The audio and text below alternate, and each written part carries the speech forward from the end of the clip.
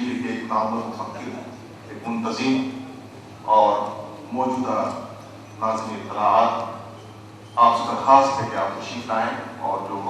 وقت اور موضوع انتظامیہ نے مقرر کیا ہے اس پر گفتگو کر کے شکریہ کا موقع ہے۔ جناب خواجہ فاروق احمد صاحب، مجلس یہاں پہ موجود علماء کا کہکشاں، صفحہ ثانی میں بھی رکھے ہوئے زیرکار اشخاص، میں شکر گزار ہوں مجمل اہل صاحب کا کہ یہاں پہ پاک باوقار مجلس میں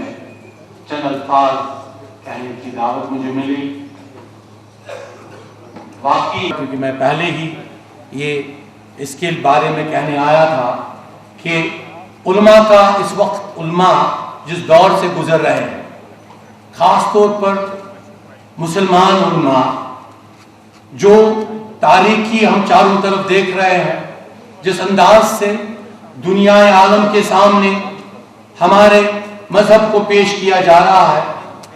سب پہ اس وقت فرض عائد ہے کہ ہم اتفاق،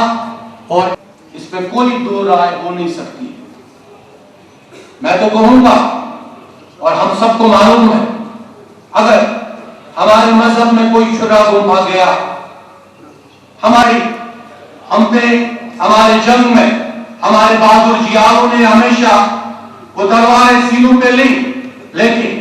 ایک تلوار بہت زہریلی تھی، وہ تلوار تھی نا اتفاقی کی تلوار، جو ہمارے جو برادری، انہوں نے ہمیشہ جب فیصلہ کیا کہ اگر یہ جو بڑھتی ہوئی طاقت ہے، اس بڑھتی ہوئی طاقت کو کیسے روکا جا سکا، تو پھر وہ نا اتفاقی کی انتہا جب ہم دیکھ رہے ہیں، جب اس تاریخ کی ہم چیپٹر پڑھنا بھی نہیں چاہتے ہیں، ان کا مطالعہ نہیں کرنا چاہتے ہیں، وہ اس وقت جب حضرت کے بعد جو واقعات ہوئے، حضرت علی کرم اللہ تعالی وجہ، اور وہ جو کچھ ہوا، وہ ہماری ایک بالکل تاریخ کہانی ہے، ایک تاریخ، اور وہ بھی اندھیرے کی تاریخ ہے جس کو دہرانے کا کوئی مطلب بھی نہیں۔ لیکن اپنے خطبہ استقبالیہ میں افضل صاحب نے کہا، میں افضل صاحب کی دعوت دیتا ہوں کہ فوراً بعد ہماری بھی 2 دن پہلے ایسی ایک کانفرنس تھی جس میں اکابر صاحبان بھی آئے تھے، آج انہوں نے امام اعظم کی کانفرنس کی کہ یہ آتے رہیں گے، ایسی چیزیں ہوتی رہیں گی، لیکن جو ہمارے امام ابو حنیفہ ہے، امام ابو حنیفہ کی جو ہمارے جو مسلک کے ساتھ ہے، وہ 95% ایک مسلمانوں کی جو ہم سب ہیں اس کی ایک میجورٹی اس کے ساتھ ہے، لیکن اس کے ساتھ جو دوسرے اماموں کو ماننے والے ہیں، امام حنبلی کو ماننے والے، امام شافعی کو ماننے والے، امام مالکی کو ماننے والے، ان کی تعداد کم ہو یا زیادہ، لیکن وہ بھی ہمارے بھائی ہیں، وہ بھی امت مسلمہ ہے، اور ہمیں ہر وقت اگر وہ کہیں پہ بھی کوئی انتہا پسندی کا مظاہرہ کرے، ہمیں انتہا پسندی کا مظاہرہ کرنے کی کوئی ضرورت نہیں ہے۔ یہاں پہ تاریخ گواہ ہے، یہاں پہ عالم حضرات بیٹھے ہیں، ڈائس پہ بیٹھے ہیں، اور یہاں پہ صفحہ سامعین میں بیٹھے ہیں۔ یہاں پہ جب ہمارے محترم ملوکا حضرت عبد الرحمن بلبل شاہ تشریف لے آئے، رسول اکرم صلی اللہ علیہ وسلم ان کے خواب مبارک میں آئے اور ان کو کہا کہ آپ کو ایک ایسے خاص شہر میں جانا ہوگا جہاں پہ اندھیرا ہی اندھیرا ہے۔ وہ حنفیہ مسلک لے کے آئے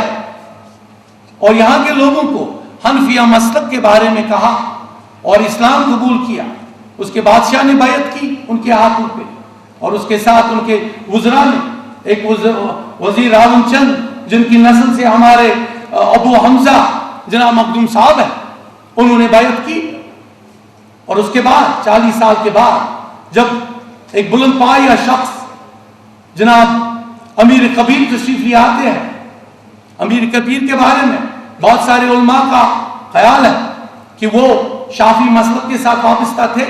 بلند پایہ شخصیت نے، ایسی عظیم شخصیت نے کہا کہ یہ ایسی وادی ہے جس وادی پہ رسول اللہ صلی اللہ علیہ وسلم کی نظر عنایت ہے، نظر پاک ہے، اور انہوں نے بھیجا ہے مشن کے لیے حضرت بلبل شاہ کو، انہوں نے بھیجا ہے مشن کے لیے حضرت امیر کبیر کو. یہاں اختلاف کی کوئی گنجائش نہیں، کوئی گنجائش. اورال فتح بھی ہمیں درود اذکار کی محفلیں ایسی کچھ آوازیں ابھر رہی ہیں، اس میں یہ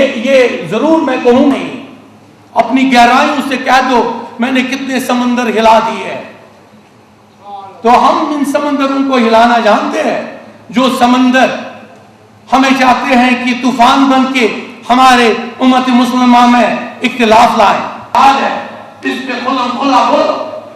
اور ہم بولتے ہیں. اور یہاں پہ متفق ہے، میں یہاں مفتی اعظم پہلے بھی صدارت کر رہے تھے ہمارے اس کانفرنس کے، اور آج یہاں پہ ہمارے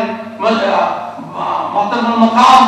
مصباح صاحب آئے تشریف لے آئے ہیں. وادی ہے، وادی کشمیر ہے، اس نے بہت کم تجارت دیکھی ہے، ہماری تاریخ بھی بھری ہوئی ہے آپسی جنگ جدل. ہم نے بھی دیکھے ہیں کہ یہاں پہ پھانسیوں پہ لٹکایا گیا، بھی بڑے پریشان تھے. یہاں پہ بہت ساری ایسی پریشانیاں ہم نے دیکھی ہیں ان ناموں پہ، لیکن اب ہمیں یہ طاقت نہیں ہے کہ ہم اختلاف کو کہیں پہ بھی کوئی گنجائش دیں. بہت ہی میں بالکل تعریف کرتا ہوں اپنے جسٹس محترم کرمانی صاحب کی. ہماری ایک اور کانفرنس ہونی چاہیے ہماری طرف سے، اہل حناف کی طرف سے. امام شافعی پہ ایک کانفرنس ہونی چاہیے، امام حنفی پہ، امام حنبلی پہ کانفرنس ہونی، امام مالکی پہ کانفرنس ہونی. ہم اس کے ساتھ بالکل ان کے بھی، کیونکہ جب بھی امام شافعی کو کوئی مسئلہ آتا وہ امام حنفی کو ہی بالکل رجوع کرتے تھے، اس لیے کوئی اختلاف کی کوئی بات ہی نہیں. تو میں کیونکہ آپ سے اس انجمن سے انجمن علماء اعلام سے بالکل یہ مبارکباد دیتا ہوں. اور یہاں پہ بیٹھے ہوئے آج کی یہ پرتپاک کانفرنس بہت ہی کامیابی سے چل رہی ہے، اور میں انشاءاللہ اس کے ساتھ ہوں. شکریہ. مجھ کو بھی محمد کا دیوانہ بنا جانا. نبی محمد رسول اللہ صلی اللہ علیہ وآلہ وسلم کے ایک بلند پایہ جانشین مطلبی کتاب سنت سیدنا حضرت امام ابو حنیفہ نعمان بن ثابت رضی اللہ تعالی عنہ کے اور صفات کے مبارک سلسلے میں اس تاریخی اور علمی کانفرنس کا انعقاد کر رہے ہیں. یہی ہے ناامید اقبال اپنی کشتی وائروں سے ترنم ہو پھر مٹی اور زرخیز ہے ساقی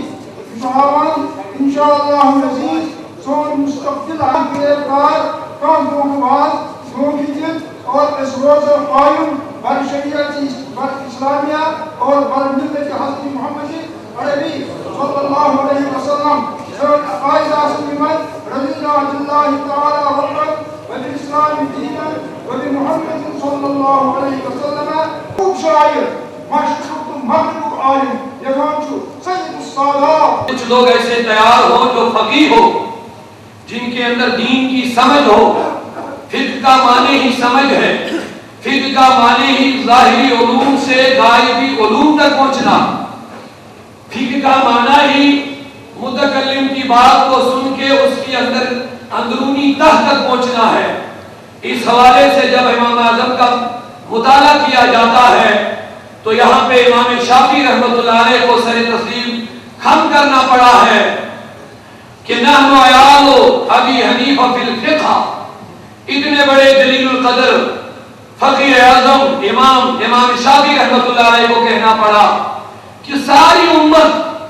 فقہ میں ابو حنیفہ کی عیال ہے. حضرت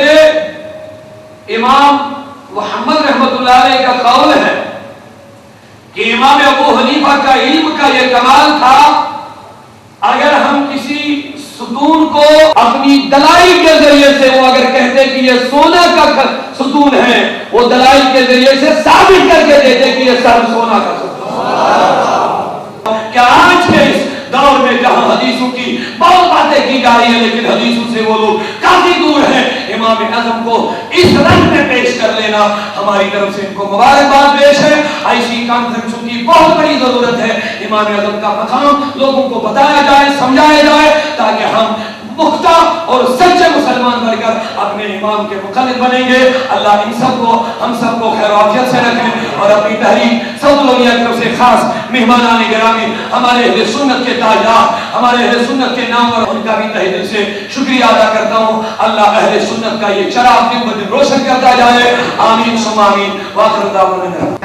کہ 400 سال پہلے ہندوستان کے علماء کا، صوفیہ کا، مشائخ کا جو مسلک تھا اسی کو مانو اور اسی کے مطابق عمل کرو۔ کسوری سلاج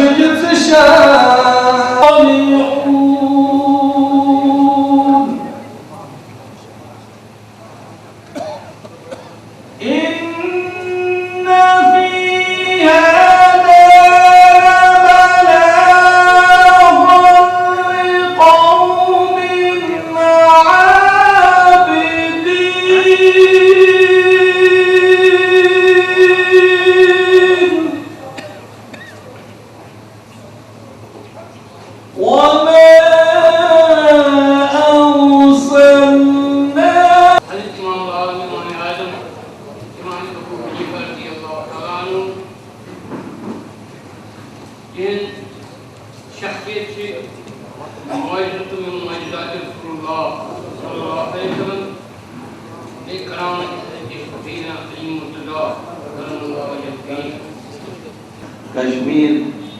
سری نگر کے رہنے والے میرے بھائیوں اور اسٹیج پر رونق افروز علماء کرام اور دانشوران ملت،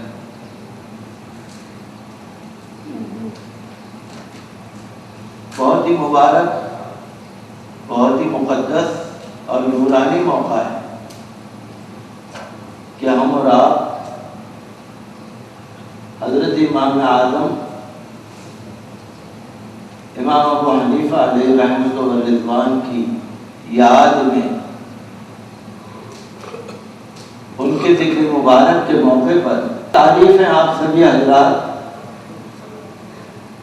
جو صبح سے یہاں پر حضرت امام کی محبت میں بیٹھے ہوئے ہیں اور اپنا تمام وقت آپ نے ان کی یاد میں گزارنے کے لیے اپنے آپ کو تیار کر دیا۔